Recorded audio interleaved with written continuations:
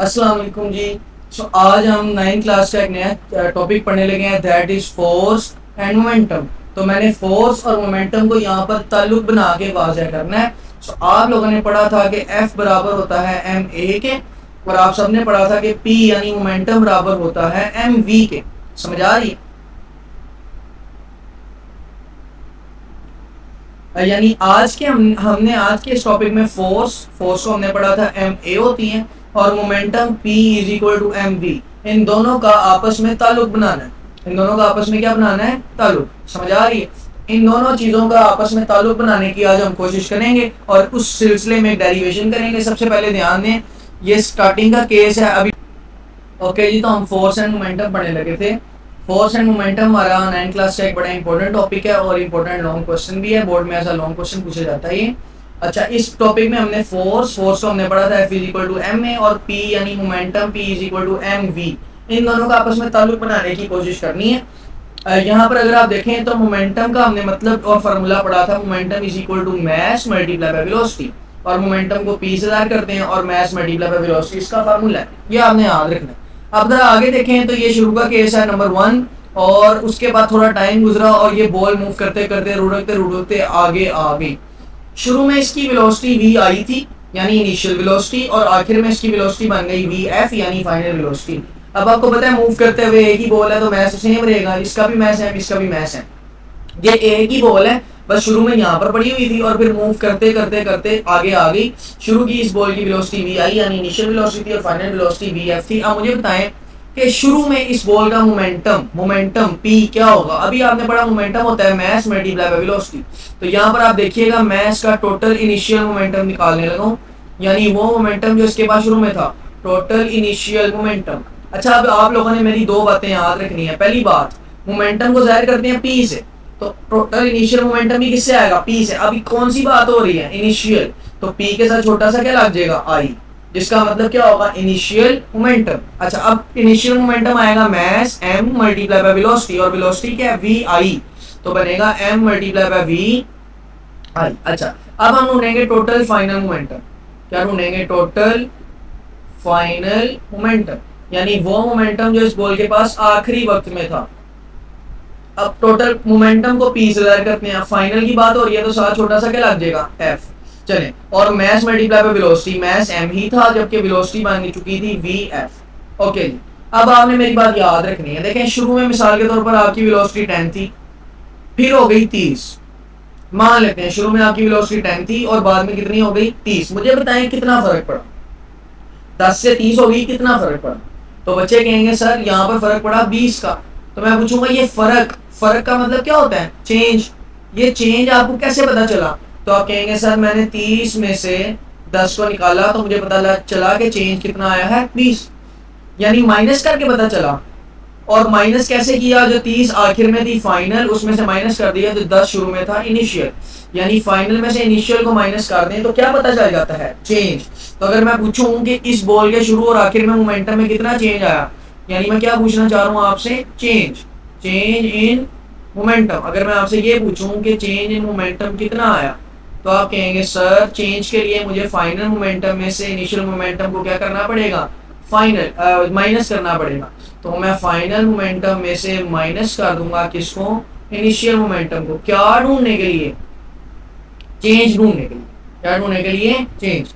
चलेंगे, तो फाइनल में से मैंने इनिशियल मोमेंटम को क्या कर दिया है? माइनस।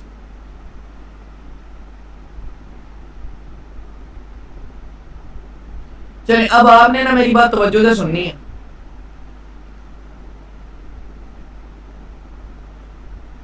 चलिए, अब ये जो चेंज है ना, आपने बात तवज्जो से सुननी है। ये जो चेंज है ना, इस चेंज को शो करते हैं डेल्टा से। ये जो साइन है इसको बोलते हैं डेल्टा, और इसका मतलब क्या होता है? चेंज। और ये चेंज किस में आ रहा है? मोमेंटम में। तो डेल्टा पी का मतलब क्या होगा? Change in momentum. और फार्मूला क्या है? Final momentum. फाइनल मोमेंटम क्या है? pf। तो फाइनल मोमेंटम की जगह आएगा pf minus initial momentum. Initial momentum क्या है? pi। चलेंगे, यहां तक कोई मसला नहीं होगा। अब हम चलते हैं आगे। डेल्टा p यानी कि चेंज इन मोमेंटम बराबर है पी एफ क्या था एम वी एफ, तो पी एफ की जगह क्या आ जाएगा एम वी एफ, माइनस का साइन, पी आई क्या था एम वी आई आ जाएगा। अब वाला स्टेप ना आपने बड़े गौर से सुनना, उसको याद रखना है।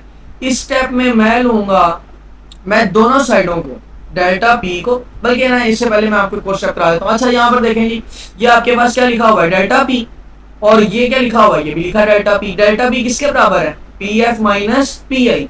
इस डेल्टा पी की जगह मैं लिख सकता हूँ P F minus P I बराबर के उस पार लिखा हुआ है M V F minus M V I. चले अब आपने ये वाला स्टेप ना याद रखना है, मैं फिर बता दूं ये स्टेप बड़ा इंपॉर्टेंट है। आपने लिखना है जी डिवाइडेड बाय टाइम, टाइम को किससे जाहिर करते हैं टी से, divide by time T on both side. तो दोनों साइडों पर किससे डिवाइड कर देना आपने टाइम से डिवाइड कर देना, ये बात याद रखनी है। हमने ऐसा किया क्यों है आपको 2 मिनट बाद पता चलेगा। तो यहाँ पर मेरे पास है P F minus P I और बराबर में था मेरे पास M V F minus M V I, और मैंने इन दोनों को डिवाइड किससे कर देना है, इस साइड को भी टाइम से डिवाइड कर देना है और इस साइड को भी किससे डिवाइड कर देना है टाइम से। चलें अब इसको आगे सॉल्व करने लगे, जरा देखें यहाँ पर गौर से, सब जरा गौर से देखेंगे। देखें जी मेरे पास इस वाली साइड को मैं एज इट इज लिख देता हूँ P F minus P I over T, ये वाली साइड मैंने लिख दी एज इट इज ये वाली। अब बची ये वाली साइड, यहाँ पर अगर आप देखें, अब जरा यहाँ पर देखें आप, तो ये है m और ये भी क्या है m, तो m और m कॉमन आ जाएंगे, m आ गया कॉमन। अब जरा ठीक है जी, तो मैंने यहाँ से m कॉमन ले लिया, अंदर मेरे पास बचेगा we F minus V I और नीचे वाली साइड पर क्या बचेगा t।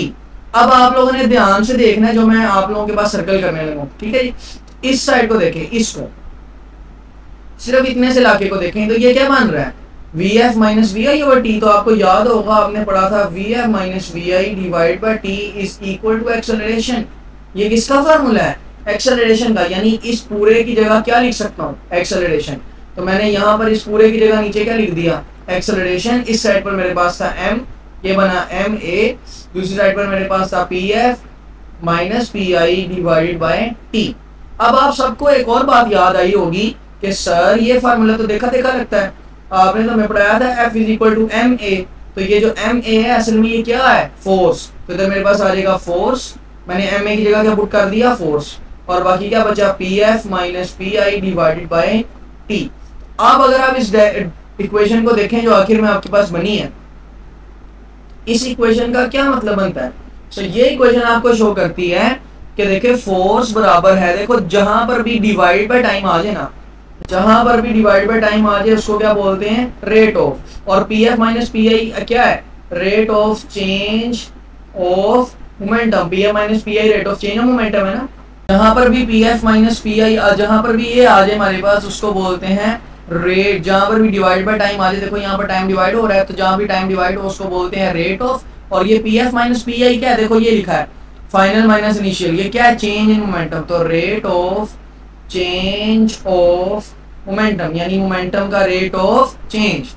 ये इक्वेशन की इस साइड की बात हो रही है, ये क्या है ये पूरी का मतलब ये है अंग्रेजी में rate of change of momentum is equal to force. किसके बराबर है फोर्स के, इक्वल्स टू फोर्स। तो यहाँ से आपके पास फोर्स की एक और डेफिनेशन आ गई, that says that rate of change of momentum equals to force. तो ये फोर्स का एक और फार्मूला बन गया। आप सबने फोर्स का फार्मूला पढ़ा है F is equal to M A, लेकिन अब फोर्स का एक और फार्मूला आ गया है that says F is equal to delta P over T, या जिसको हमने यहाँ पर ऐसे लिखा हुआ है P F minus P I over T. तो ये आपके पास था आपका topic that was force and momentum. अगर आपको इसमें कुछ समझ नहीं आता तो आप कमेंट सेक्शन में पूछ सकते हैं, और अगर आपको ये वीडियो समझ में आ गई और पसंद आ गई तो लाइक कर दें और चैनल को सब्सक्राइब भी कर दें। आप मैं उम्मीद करता हूँ कि आपके पेपर्स और एग्जाम अच्छे होंगे और मेरी वीडियोस देखने के बाद आपको फिजिक्स अच्छी लगने लग जाएगी। फिजिक्स